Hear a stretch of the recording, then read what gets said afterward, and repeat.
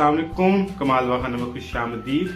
बात करते हैं कमज़ोर यादाश्त यानी वीक मेमोरी के बारे में। यह नुस्खा स्पेशली जो स्टूडेंट्स हैं, तालिब इल्म हैं, ऑफिस का काम करते हैं, जहनी मशक्क़त वाला काम करते हैं, उनके लिए बेहतरीन है।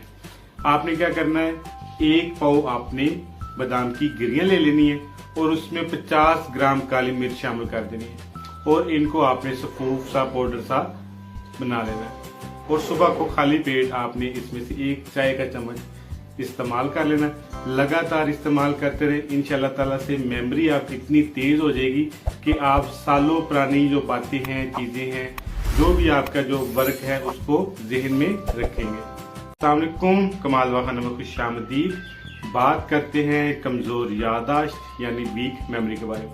यह नुस्खा स्पेशली जो स्टूडेंट्स हैं, तालिब इल्म हैं, ऑफिस का काम करते हैं, जहनी मशक्क़त वाला काम करते हैं, उनके लिए बेहतरीन